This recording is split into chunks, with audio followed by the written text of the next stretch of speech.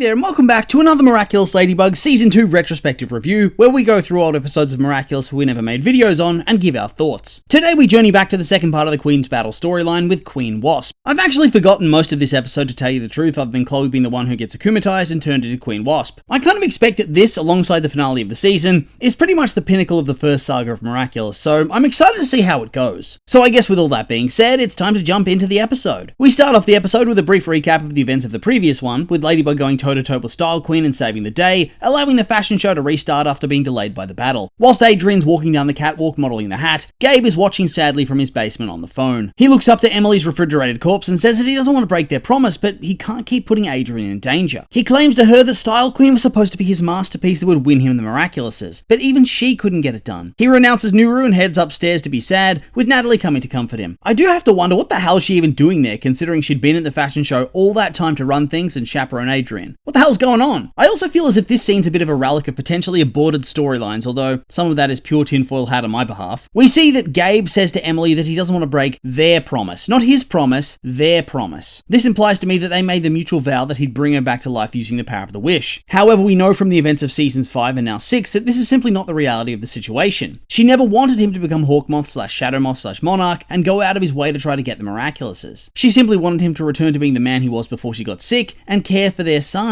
However, part of me does wonder if they initially did toy with the idea that she might be a villainous character. It would have been such a crazy twist, to be honest, and I do think there is evidence across some of the seasons that this could have been the case once upon a time. Clearly though now, it's not the story they went with, and here I am seeming like a delusional conspiracy theorist. We also saw the beginnings of what really did feel like the Natalie-Gabe romantic tension storyline that did exist at one point. I will stand by this, and then it vanished very quickly at some point during season 4, I think it was. Prior to that, it did feel that Natalie at the very least was vibing with Gabe, but then it was just suddenly gone. Adrian's still doing his thing until suddenly Gabe comes in out of nowhere to surprise him at the show and give him a big hug in front of everybody. How fast is this dude's car, I have to ask? When he was in the basement, he was watching Adrian on the catwalk, and then he has this monologue, is cuddled by Natalie, and then he gets to the show in time to interrupt Adrian. So either Gabe is faster than the Flash, or poor Adrian was out there modeling that hat for ages. Pretty sure actual models are only out there on the catwalk for very quick bursts, so poor Adrian was modeling far longer than the norm, which makes me laugh. The show ends, and here we get a version of Gabe that we'd never really seen up to this point. Super friendly Gabe, which I guess is a reversion to what he was like before Emily ever got sick. After all, we know from season 6 that his personality largely shifted and he became cold and distant once the toll of the Peacock Miraculous became obvious. Here though, he's nice to Audrey and to Marinette and eagerly shows off her work. Isn't this so sad as well? I mean, Adrian hasn't had a father like this since he was a small boy, and he briefly gets him back for what, 20 minutes or so, and then he's suddenly back to business as usual. No wonder this poor kid has to seek therapy in season 6. Also, what was the plan for Gabe? We know that when he reforms his behavior towards Adrian during season 5, that it has weird vibes, and he's still out to get the Miraculouses and weirdly marry Adrian off. Meanwhile, here he doesn't have the same vibe, and so is he planning on outright leaving the council and all that at this stage? I mean, the doylist answer would be that this plot point didn't exist when the episode was written, hence the portrayals of Gabe and Audrey, but I like trying to apply a Watsonian answer too. It's just very curious. So Audrey loves the hat and even offers Marinette to go with her to New York to become her new protege, as she thinks she has the same level of talent that Gabe had back in the day. Of course, Chloe's not at all thrilled at the idea of her mum doting on Marinette, and asks why Marinette gets to go to New York whilst Chloe's never been. I tell you what, this whole sequence is just brutal. Imagine being told in front of everybody that you're not exceptional and your only virtue is that you're the daughter of somebody talented and famous. And you're told this by your mum. See, this is the stuff that really shows why Chloe is the way she is. How is this not emotional abuse? You can't tell me they weren't building something really interesting here, and then as we all know, they piss it away across seasons 3, 4, and 5. We get the proof that the reason that Chloe lashes out and acts impulsively is all tied up in her desire to impress her mum. Hence her getting out the Miraculous she took from the Eiffel Tower and Style Queen and showing pollen off to everybody, which is already reckless and risky, before outright powering up. She becomes Queen Bee and declares that she's going to be the newest superhero in Paris before zooming off. I think the funniest thing about all of this is that after she leaves, her mum doesn't even give a single shit. She is still going to leave for New York without Chloe, is still more interested in Marinette, and calls Chloe a show-off. Ouch. You can also see the moment that Gabe decides he is back in the game, his reformation having lasted a grand total of what, 3 to 4 minutes? Poor Adrian. If Audrey wasn't such a terrible parent, Adrian probably would have had a much happier life from now on. Both Adrian and Marinette are then taken home by their parents, who each claim that they're sure Ladybug and Cat Noir will set Chloe straight, which is when we cut to Queen Bee. As Gabe hasn't akumatized anybody, Chloe has nobody to fight, and thus she can't prove herself as Queen Bee, so what does she do? Does she do the normal thing and just wait? Or does she do the Chloe thing and make her own scenario to play hero? What I like here is in this early stage, you can see that Chloe still does suck. She's a nasty person who does bad things, but you can see the reason why she became this way, and you can see flashes of something better beneath it all at the same time. She feels like a nuanced character who makes mistakes and is slowly growing until, well, if you know, you know, right? I know I'm going on and on about it, but it's a season 2 rewatch and it's one of the biggest long-term stories they had at this time. Of course it's going to draw attention, and given how many episodes there are that focus on it, for it to be tossed away is so frustrating. I really hope that one day we learn what the hell was going on in that writing room. Did plans change, or did they seriously think it was a good idea to bait and switch after such a long story? Anyway, Chloe's out on her own and then calls up Nadia at the news station to tell her that she's about to rescue passengers on a metro in peril. So is this part of the magic of the Miraculouses she was able to call her like this? Or does Chloe seriously just have the phone number memorized for some reason? Whilst this is happening, we catch up with Marinette and her family, who are on the metro heading home. This is a really cute scene, and just one of the many that confirms that Tom is my favourite Miraculous parent. He talks about how he's going to open up a bakery in New York City and bring his pastries to the Americas, and that he'd fly to the moon to open a bakery to support Marinette if that's what it took. Contrast this dude to Gabe and Audrey, and it's really night and day. In full view of her parents and a lot of other people on the train, while standing right in front of them, Marinette opens up her purse to talk to Tiki about this opportunity, with it being made clear that if she goes to New York City, she can't be Ladybug anymore, because Ladybug's needed in Paris to fight against Hawkmoth. So she's facing a pretty big decision, although, that being said, considering she just had clothing modeled at Gabe's show, surely any number of fashion houses in Paris would be interested, right? Isn't Paris just as much of a fashion hub as New York City? I'm not going to claim I'm all that knowledgeable about that sort of thing, it's just what I remember. Chloe makes her hero debut, and it goes terribly because her plan is utter shit. She leaps into the train and venoms the driver, breaking the law along the way, and then tries to pull a Spider-Man by jumping in front of the train to make it come to a stop. The only problem is that, like I said, she venomed the driver, and it caused him to fall and pull the accelerator, so now the train won't be able to simply stop from Chloe's strength, and obviously, it's all gonna go wrong. Meanwhile, this is exactly what Gabe's been hoping for. He'd given up, but now seeing Chloe with a Miraculous, it really would be the feeling of Christmas coming early, and so he powers up whilst Adrian runs into his bedroom to do the same. Adrian even says that he hopes he's not too late to stop her, but at the same time, he seemingly took the time to change out of the suit he was wearing into his normal casual clothes, so clearly not too much of a priority either. Back on the train, Tom the Chad barges down the door to the driver's compartment, and he and Sabine both try to stop it whilst Marinette ducks behind a seat and becomes Ladybug. Bit of a risky transformation if you ask me, as anybody could have seen her, but as usual, it's probably best to ignore that part. Cat Noir and Ladybug team up to make the train come to a halt before Ladybug hops into the driver's compartment and heals him, which allows him to stop the accelerator. This was a really short little segment that's simply there to build up drama for the Queen Wasp transformation, but I still really liked it. It's really not often we get to see the heroes doing non-Akuma related heroic adventures. Most of the time they fight against other Akumatized villains or some sort of senti monster, and so this really is a breath of fresh air and was really exciting. Of course, Ladybug by the end of it is rather pissed off, and when Queen Bee's falling into the crowd, Ladybug comes in and starts yelling at her and reveals that she was the one who venomed the driver to begin with, simply to make herself look like a proper hero. Nadia then reveals that they have Audrey FaceTiming in live on air, simply to tell Chloe she's inept. I know that Chloe kinda sucks and everybody mostly hates her in Paris because of that, but good god, bullying a child live on air like this is a bit brutal, isn't it, Nadia? Ladybug demands that she return the Miraculous, but Chloe refuses and tries to do a runner, and manages to escape back to her home where she's akumatized by Gabe into Queen Wasp and takes out everybody in the hotel. When Ladybug and Cat Noir turn up, she almost gets the drop on them and the battle begins, and it is completely one-sided, even more than Ladybug versus Style Queen, as they can't even try to land a hit and she chases them around Paris with her Wasp Horde, each with the ability to paralyze them permanently. I really love this part because it cemented her as a proper threat in the storyline. Style Queen at the time was supposed to be the most powerful villain that Gabe has ever made. Ladybug only survived that battle because Plague broke the rules and helped her out using his own power. Style Queen's power was all based on her own bitterness and anger, but this should be nothing compared to the power of an akumatized Miraculous user. Thus, to have Chloe beat both of them at once with ease and chase them into the river, it really sells the concept of the episode and makes it all the more exciting. However, that being said, it seems this is the end. Where Audrey got to take Ladybug to the limit again and again, here Ladybug quickly thinks of a plan and then she and Cat Noir defeat Queen Wasp in the most Looney Tunes way possible. They hop inside bins and then use them as disguises to get all the way to the roof of the hotel, and then they throw them at Queen Wasp, launch themselves and her into the water to stop the Wasp chasing them, and then they just beat her ass. It's such an anticlimactic battle, and I came away from it feeling a bit bummed out, to tell you the truth. Felt like a massive waste. The episode started off with so much promise, and I kind of felt let down. Ladybug cleanses the Akuma and reverses everything, and we have this very cute moment where the heroes comfort Chloe, and she straight up apologizes to them for what she did, live on air. I know that often in my current videos I say that people need to let go of Chloe's redemption arc and accept they're not going to go through with it. I do kind of stand by that, as it's been, what, close to 7 years at this point in time? That being said, since this is a relevant video, I am more than willing to unleash my repressed anger at this absolute bullshit. I mean, come on! Are they kidding with this? How do you write a moment of genuine connection, contrition, and forgiveness with the idea that at the end it was actually all lies and manipulations? I really don't understand how anybody can look at this and say that Miracle Queen is the correct endgame for this storyline. They then finish off with a sequence sequence that to me hinted at the idea of Marinette and Chloe, well, maybe not becoming friends, but at the very least becoming frenemies, you know? Marinette decides that she doesn't want to go to New York after all, because her whole life's in Paris, and so she goes to fetch Chloe and bring her to the helicopter to go to New York instead. We have Chloe ask her mum why she doesn't love her, and then Marinette manages to get the pair to bond. Yes, it's by showing that they're both terrible people, but hey, it's baby steps, and honestly, that part's just for comic relief. The actual serious stuff with Chloe questioning her mother's love, it feels so sad and earnest. But yes, of course, this character's just a bad egg, right? Audrey decides to stay in Paris with Chloe, and it seemingly revealed the whole getting the name wrong is a power move, as suddenly after knowing Marinette's name the whole time, she starts to forget it, and after getting Chloe's name wrong for ages, she suddenly is getting it right. The episode then ends with a cute little scene of Marinette playing games with her family and Alia, and being fully content in her decision, whilst Gabe, despite giving up at the start of the episode, and this villain being beaten rather easily despite her great power, decides he's going to keep walking the same path, and so there's no happy father for Adrian. Bad luck, kid. I'm not sure how Gabe thinks he's going to be able to succeed at this point, but